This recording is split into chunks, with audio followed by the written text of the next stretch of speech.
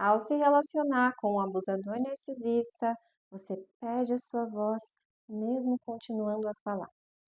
Oi, eu sou Adriana Ribeiro, psicóloga, e aqui eu uso a minha voz para descortinar relacionamentos tóxicos e abusivos. Antes de prosseguir, eu gostaria de lembrá-los que na descrição de cada um dos nossos conteúdos do canal temos um link que te dá acesso a um anexo em PDF, que é um complemento aos vídeos.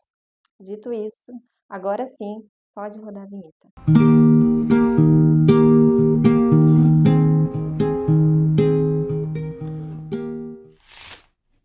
Uma das piores mortes que deve existir é a morte por estrangulamento. A pessoa ela não consegue pedir por socorro. Metaforicamente falando, é isso que um abusador narcisista faz com você.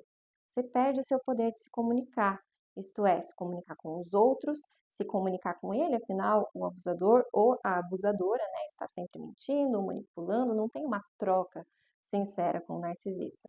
E se comunicar consigo, afinal, por dentro tudo vira um caos. Então você vai sendo destruído nesse abuso. Você vai morrendo aos poucos. E você morre em silêncio. O abuso vai te matando. O abuso narcisista é marcado por muito silêncio. Entender o que está acontecendo é difícil. Falar a respeito, mais ainda. Eu gosto de ressaltar a importância das palavras. Para mim é quase como se elas fossem o raio-x da alma. Afinal, nós só conhecemos quem é uma pessoa por dentro quando ela se expressa. E nós nos expressamos através de vários outros tipos de idiomas, como, por exemplo, através dos gestos e de suas entrelinhas, né? A nossa história de vida também comunica quem somos, afinal, ela contém as nossas digitais.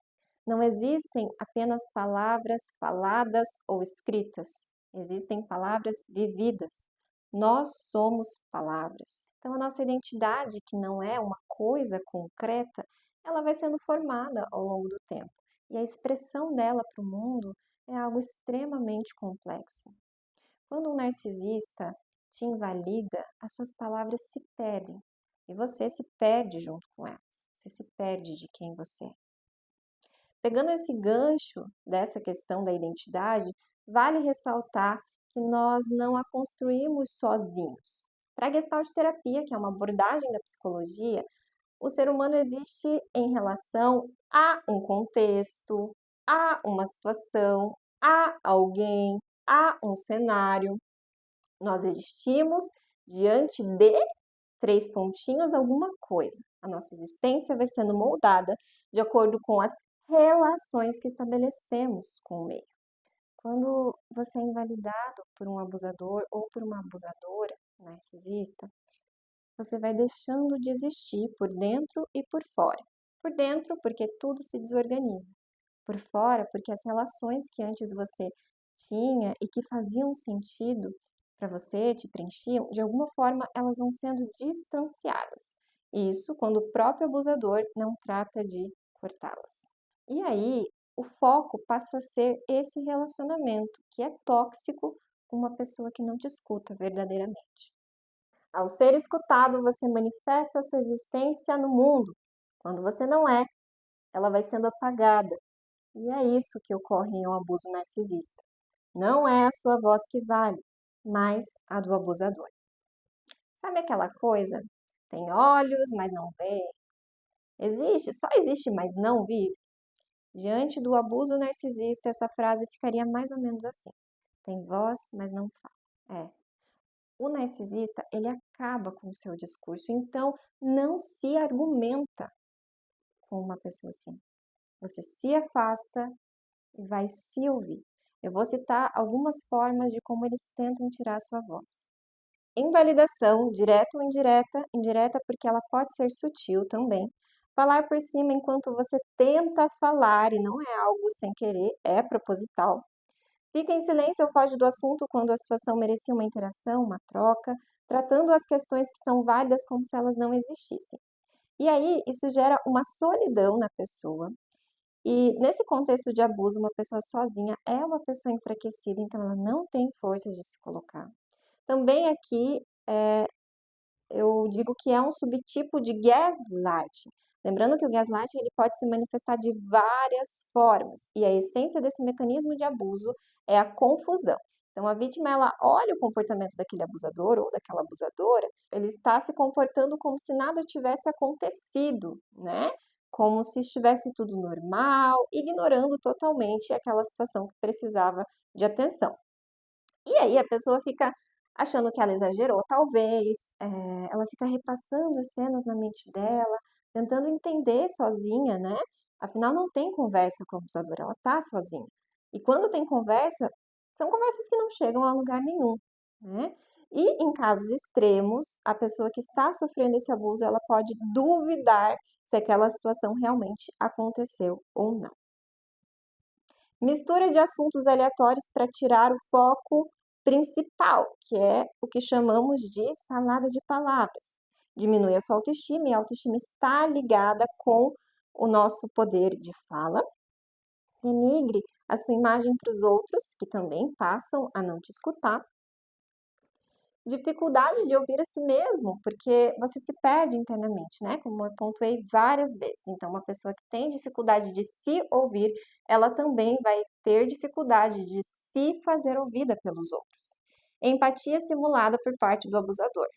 Então, quando nós recebemos um afeto genuíno, uma empatia verdadeira, né, nós estamos sendo abastecidos de uma troca humana, de um calor humano, né, uma energia psíquica que recebemos do outro, né? Mas quando se trata de um narcisista, isso é simulado, não existe de verdade esse acolhimento sincero, enfim.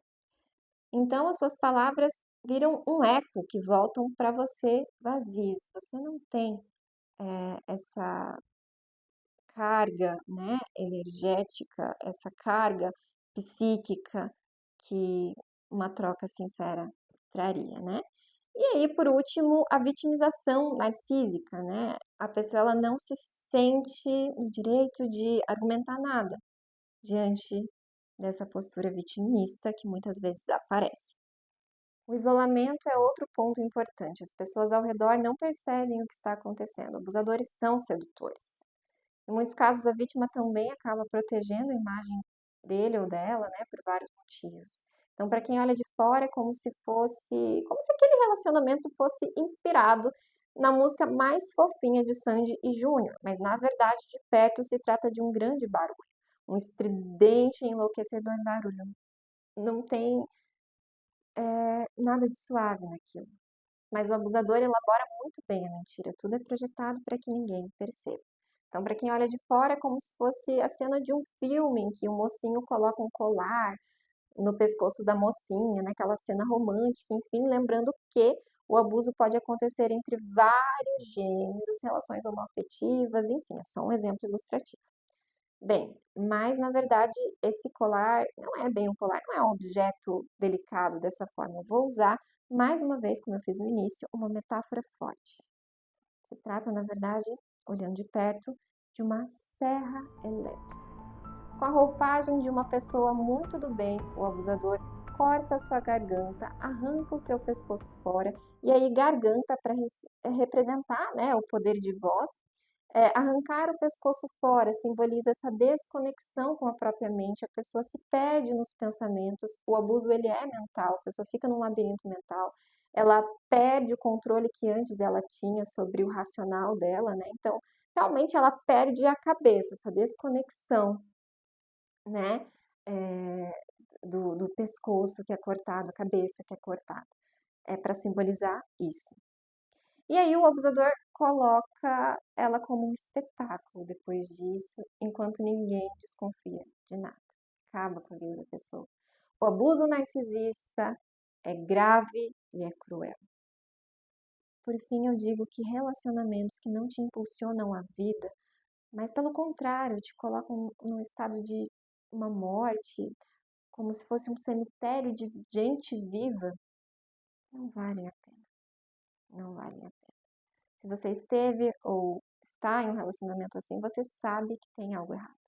Não vale a pena. Um grande abraço e até a próxima.